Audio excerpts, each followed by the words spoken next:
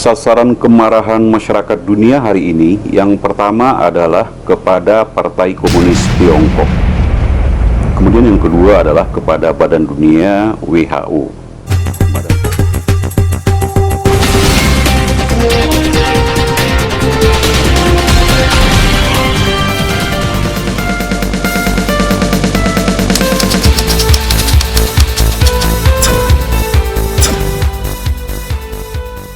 Assalamualaikum warahmatullahi wabarakatuh. Sobat Jendela Oposisi, pada hari ini adalah tanggal 8 April 2020 ya. Hari ini Presiden Amerika Serikat Donald Trump mengumumkan statementnya yang sangat menggemparkan dunia bahwa Amerika akan menghentikan seluruh donasinya kepada Badan Kesehatan Dunia WHO. Apa yang menyebabkan Trump begitu emosional kepada WHO? Ketika masyarakat internasional rame-rame mengecam komunis Tiongkok sebagai sumber dari bencana dunia ini, pertanyaannya adalah, salahkah Partai Komunis Tiongkok? Kenapa kok Cina yang dituding sebagai sumber dari krisis COVID-19? Sementara banyak pernyataan yang tegas mengatakan bahwa krisis COVID-19 ini telah membuktikan komunisme adalah ancaman terbesar bagi peradaban dunia. Alasannya cukup sederhana. Jika Beijing itu jujur sejak awal, tentu pandemi dahsyat ini bisa dicegah. Tidak harus menyebar ke hampir 200 negara di dunia. Dan ketika pandemi coronavirus telah menyapu hampir seluruh negara di dunia, satu persatu indikator menunjuk kepada fakta yang semakin jelas dan akan sulit untuk dibantah. Dunia telah menetapkan vonis bagi Partai Komunis Tiongkok. Mereka harus bertanggung jawab atas multi-impact dari krisis besar ini. Sobat oposisi, mari kita bedah apa yang telah terjadi sesungguhnya. Sejak coronavirus muncul di Cina bagian tengah, Beijing telah bertindak sangat gegabah yang berpotensi terjadinya pandemi global, dan potensi itu kemudian menjadi fakta yang tidak lagi bisa terhindarkan. Mereka menutupi apa yang terjadi di Wuhan. Mereka membungkam siapapun pelapor yang berusaha memperingatkan dunia. Selanjutnya mereka membuka tangan dan secara tidak langsung menumpuk pasokan medis dari berbagai negara. Di saat yang sama mereka mengklaim penyakit itu bukanlah masalah yang besar. Di setiap tahap Partai Komunis Tiongkok telah banyak berbohong. Sekarang setidaknya 82.000 orang telah meninggal dunia dan hampir 1,5 juta manusia telah terinfeksi oleh COVID-19. Dan jumlahnya tentu akan terus bertambah dari menit ke menit, dari waktu ke waktu.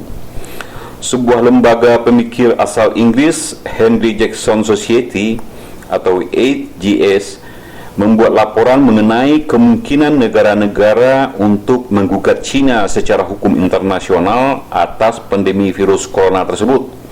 Hingga hari ini setidaknya Inggris dan India telah mempertimbangkan atas kemungkinan itu. Mereka berpendapat bahwa Cina harus dituntut dengan hukuman internasional dan didenda triliunan dolar Amerika karena menutupi banyak informasi penting di awal mula munculnya wabah virus corona ini.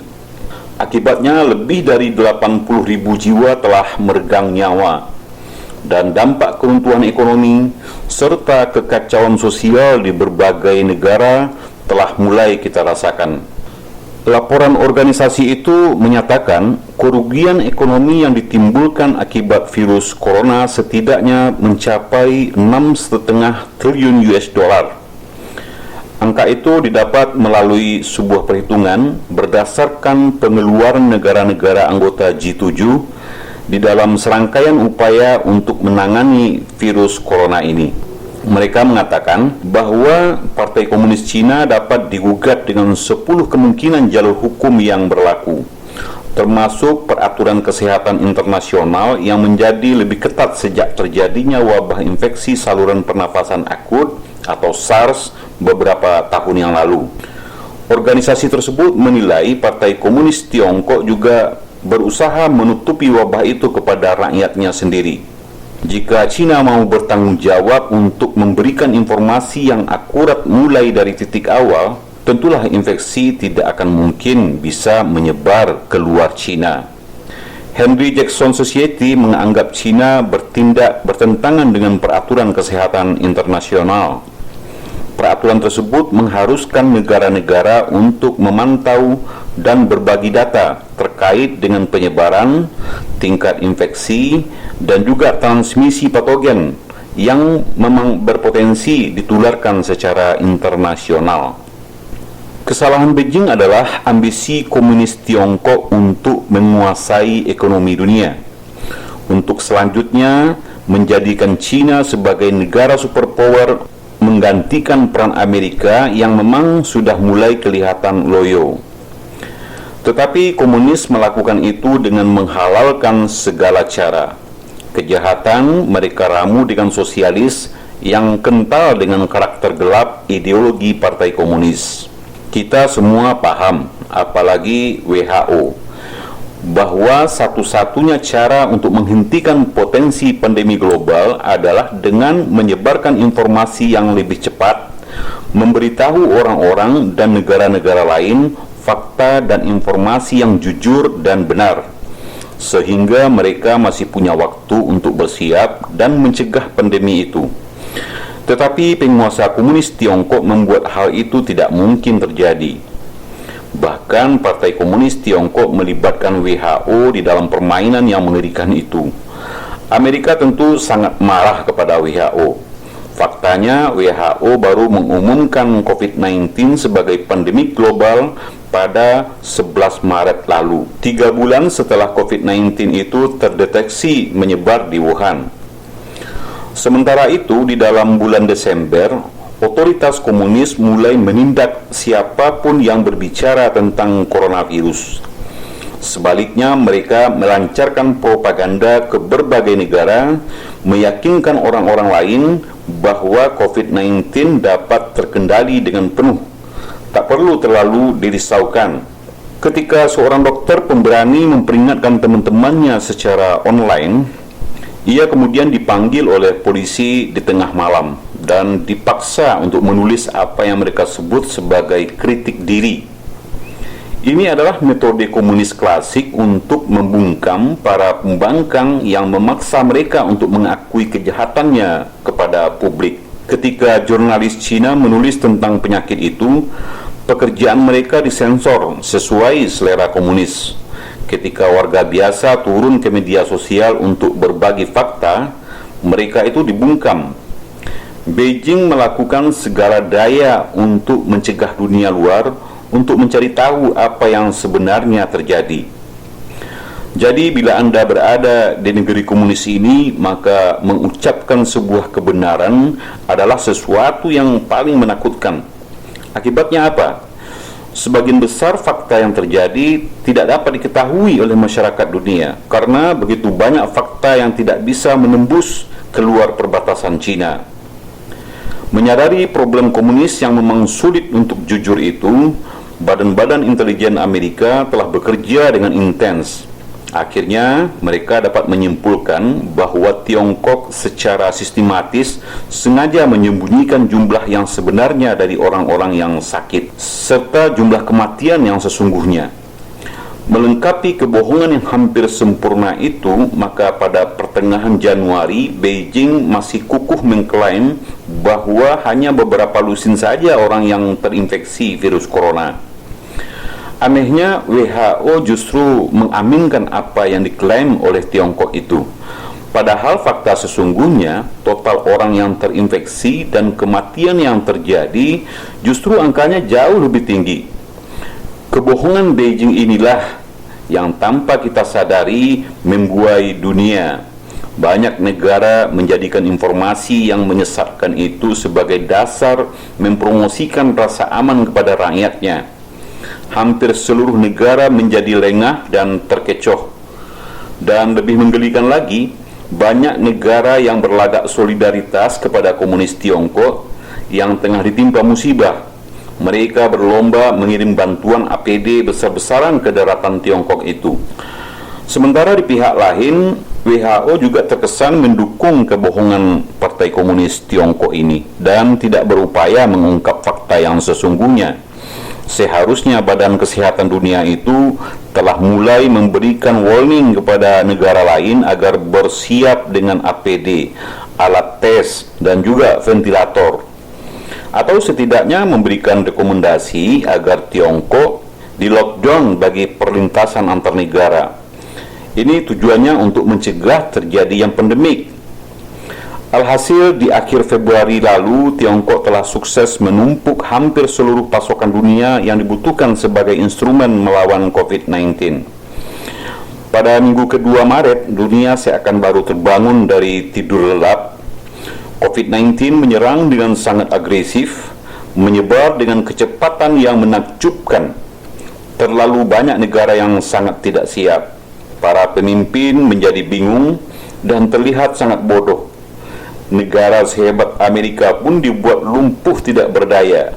Bayangkan, raksasa gemuk itu bisa menjerit karena kekurangan APD dan ventilator. Dengan menyembunyikan banyak fakta terkait COVID-19, Partai Komunis Tiongkok sengaja meyakinkan negara-negara lain sehingga menganggap situasi COVID-19 dapat terkendali penuh oleh negeri tirai bambu itu. Atau setidaknya mereka memiliki lebih banyak waktu untuk bersiap. Seorang pejabat senior Gedung Putih menunjukkan bahwa data Tiongkok menyebabkan komunitas medis Amerika Serikat berpikir bahwa COVID-19 ini serius, tetapi angkanya kok jauh lebih kecil dari yang diperkirakan. Atau memang kami justru sedang kehilangan sejumlah besar data. Pada akhirnya, gambaran Tiongkok yang membuai itu menyebabkan banyak negara yang tidak punya persiapan, bahkan tidak punya perencanaan apapun bila berhadapan dengan wabah mematikan itu. Namun, kelalaian dan kebohongan Beijing tidak hanya mencakup jumlah orang yang terinfeksi, mereka juga berusaha menutupi sifat infeksius dari virus itu. Dengan melakukan hal ini, Beijing melanggar kewajiban perjanjian internasional yang ditandatangani sendiri oleh China, termasuk Peraturan Kesehatan Internasional tahun 2005. Kita dapat menilai kalau saja mereka jujur. Bayangkan, hingga 20 Januari China masih membantah bahwa penularan dari manusia ke manusia itu tidak benar. Namun pada saat yang sama, pejabat Cina dan perusahaan milik negara segera memperoleh pasokan medis secara massal, terutama peralatan pelindung pribadi seperti masker, sarung tangan dari Australia, Eropa, dan di seluruh dunia. Sederhananya, Beijing menimbun sumber daya dan stok APD dunia sembari mengklaim secara salah bahwa COVID-19 punya rate mortality yang sangat rendah. Hasilnya memang tragis ya. Tindakan Cina membuat negara-negara lain kelimpungan menahan wabah coronavirus yang dahsyat itu. Dalam beberapa kasus di negara tertentu, wabah itu mungkin sudah lama berlangsung tetapi tidak diketahui atau memang abai karena Cina berbohong tentang penyebaran penyakit. Pada saat seperti itu, pandemi global tentu hanyalah masalah waktu. Sekarang, dunia menghadapi pergolakan yang belum pernah ada sejak Perang Dunia Kedua. Seluruh negara ditutup, rakyatnya melancarkan protes, menuntut APD dan sembako. Di berbagai kota dan desa perbatasan ditutup. Perekonomian mereka jadi berantakan, ancaman PHK massal dan kemiskinan membentang di depan mata mereka. Pemerintah terpaksa memobilisasi perjuangan yang sangat berat dan panjang. Miliaran orang yang ketakutan.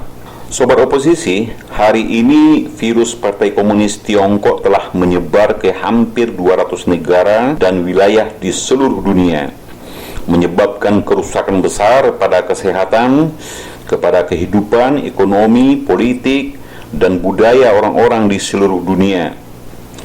Korban virus PKC juga telah menginfeksi lebih dari 70 pejabat tinggi dan politisi di seluruh dunia. Ada yang tewas dan sebagian dengan gejala yang berat dan sebagian lagi dengan gejala yang ringan. Ada 37 orang di Pentagon Amerika Serikat terinfeksi dan Wakil Sekretaris Pertahanan dan stafnya harus diisolasi. Wali Kota Suarez dari Miami, Amerika Serikat, Mika, kemudian Panglima Tertinggi Angkatan Bersenjata Polandia, Farina, Kepala Staf Angkatan Darat Italia bernama Darius, kemudian Departemen Kebijakan Wilayah dan Fungsi Publik Spanyol, Doris, Wakil Sekretaris Negara untuk Kesehatan dan Keamanan Sosial Kerajaan Inggris, dan Menteri Kebudayaan Prancis Lister, juga Deputi Gubernur Bank Sentral Swedia, Foden, Sekretaris Pers Presiden Brazil, Von Cato, kemudian istri Perdana Menteri Kanada, Trudeau Sophie, Menteri Dalam Negeri Australia, Darton, Menteri Perhubungan Indonesia, Sumadi, kemudian Wakil Ketua Komite Olimpiade Jepang, Tajima Koshima, dan lain-lain. Semua terinfeksi. Saat ini pejabat tertinggi di dunia adalah Pangeran Albert II dari Monaco, kemudian diikuti oleh Wakil Presiden pertama Iran, Jahangiri. Anggota pertama keluarga kerajaan yang terinfeksi di dunia adalah Grand Duke Habsburg dari Austria, dan anggota kerajaan adalah Pangeran Charles dari Inggris. Sementara Perdana Menteri Inggris Boris saat ini terpaksa harus dirawat di ruang ICU di sebuah rumah sakit. Orang-orang di markas PBB juga di New York, Uni Eropa, Organisasi Kesehatan Dunia, dan juga Dana Moneter Internasional semua terinfeksi. Banyak ahli dan pemimpin dunia berpendapat semua kerusakan ini akan dapat dicegah jika Partai Komunis Tiongkok tidak berbohong dan jujur kepada masyarakat internasional. WHO juga bekerja profesional, independen, dan tidak terlibat kepentingan politik. Jika Beijing mengizinkan dokter di China untuk meningkatkan alarm dan mengatasi ancamannya, virus itu bisa dihentikan.